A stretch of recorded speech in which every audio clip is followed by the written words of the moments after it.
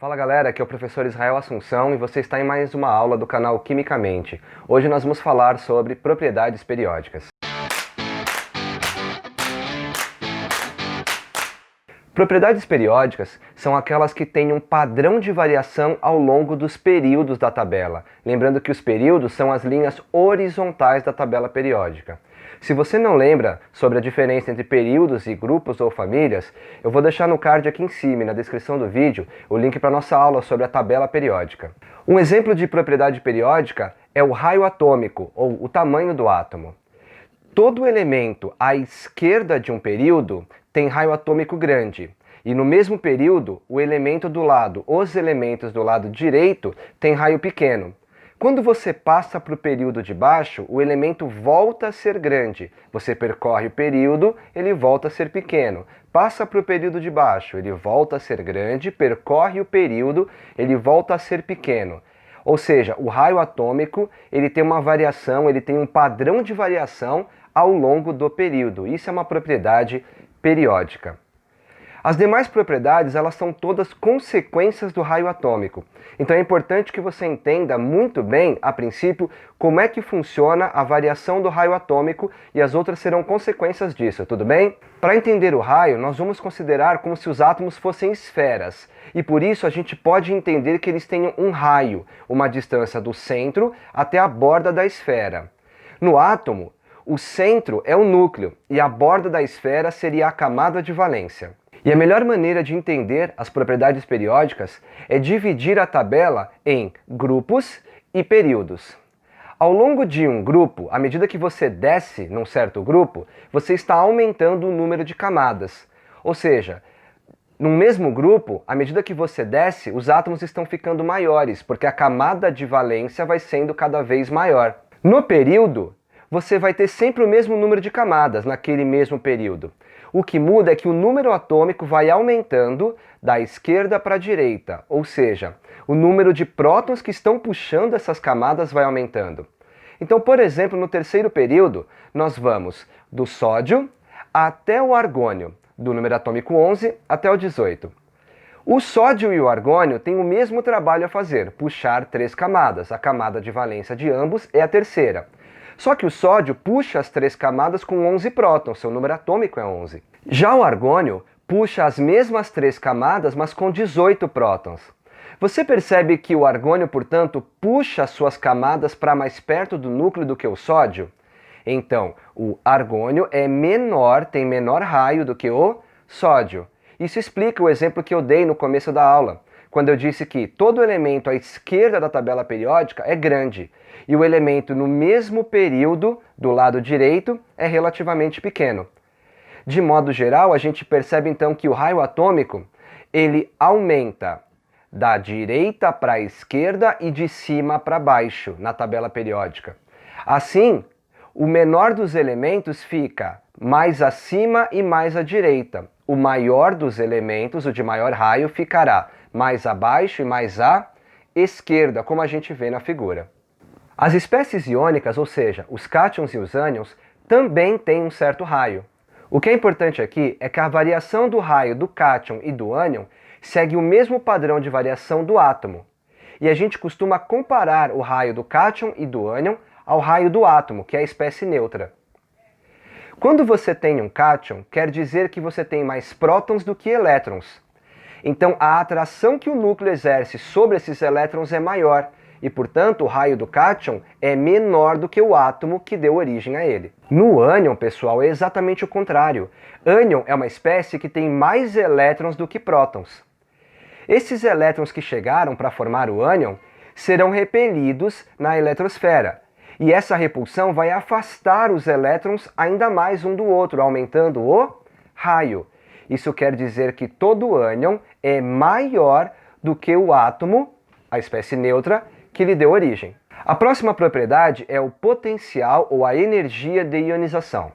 Por definição, energia de ionização é a energia necessária para retirar um elétron de uma espécie química no estado gasoso.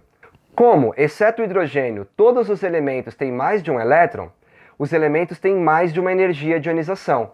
Um bom exemplo para isso é o alumínio. Quando você tira o primeiro elétron do alumínio, você forma a espécie Al+. Ao tirar o segundo elétron, você vai tirar do Al+. É mais difícil, a segunda energia de ionização é maior que a primeira. Para tirar o terceiro elétron, você está tirando do Al2+, para formar a Al3+. Isso é ainda mais difícil, portanto a terceira energia de ionização do alumínio é ainda maior. Outra maneira de entender isso é que à medida que você vai formando os cátions, eles vão ficando cada vez menores e, portanto, os elétrons restantes estão cada vez mais perto do núcleo. Outra razão do porquê é mais difícil ainda tirar os próximos elétrons. Vale a pena observar, no caso do alumínio, que se você for tirar, por exemplo, o quarto elétron, a energia de ionização, a quarta energia de ionização, sobe muito. Ela é muito mais alta do que as três primeiras. Por quê?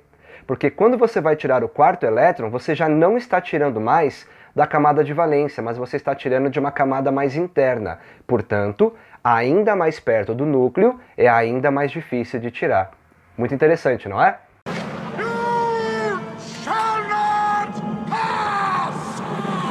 Eu quero que você perceba que o potencial de ionização ele tem uma variação exatamente ao contrário do raio atômico. Quanto maior é o átomo, menor é a energia de ionização. Quanto menor o átomo, maior é a energia de ionização.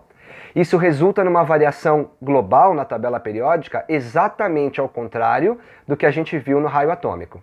Uma outra propriedade importante é a eletroafinidade, ou afinidade eletrônica.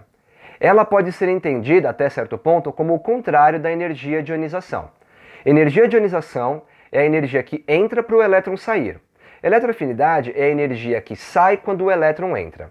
De maneira geral, quanto menor é o elemento, mais perto do núcleo esse elétron vai estar e mais ele vai ser atraído. Isso quer dizer que receber um elétron para aquela espécie química é mais favorável, então libera maior quantidade de energia. Mais negativa será a afinidade eletrônica.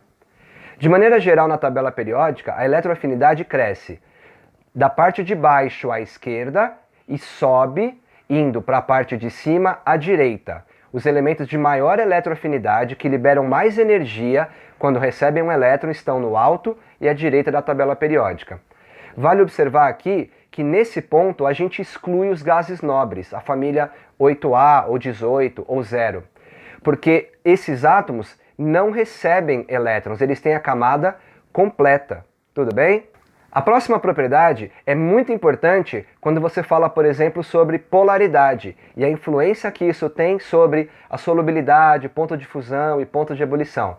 Essa propriedade você já deve ter ouvido, chama-se eletronegatividade. A eletronegatividade é a tendência que um átomo tem de atrair o elétron para perto dele. Isso também tem a ver com o raio atômico. Elementos de raio pequeno têm a sua camada de valência mais próxima ao núcleo do que elementos de raio grande. Então ele consegue atrair com mais força o elétron para perto dele, ou seja, sua eletronegatividade é maior. Assim a gente pode perceber que a eletronegatividade tem a mesma variação que a eletroafinidade. Quanto menor o elemento, maior a eletronegatividade. Elementos grandes, como o frâncio, têm baixa eletronegatividade. A última propriedade que nós vamos ver hoje é a densidade, e ela tem uma variação um pouco diferente do que a gente tem visto até agora. A densidade ela aumenta de cima para baixo e de fora para dentro, da esquerda para dentro da tabela periódica. Lembre-se que densidade é uma relação entre a massa de um material sobre o volume dele. Isso quer dizer que os elementos mais densos são os de maior massa e menor volume. A relação de massa-volume deles é a maior. O porquê dessa variação ser um pouco esquisita tem uma certa relação com um fenômeno chamado contração lantanídica, mas esse fenômeno a gente vai abordar numa outra aula. Os elementos mais densos da tabela periódica, portanto, são o ósmio e o irídio, que estão mais abaixo e mais ao centro da tabela periódica. Pessoal, então é isso. Agora eu quero que você tente fazer um exercício e eu já volto.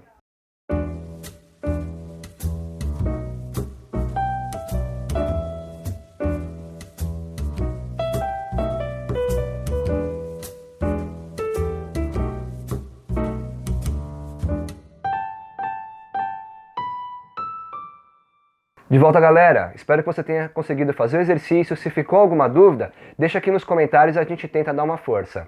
Muito obrigado pela presença aqui no canal Quimicamente e a gente se vê na próxima aula. Valeu!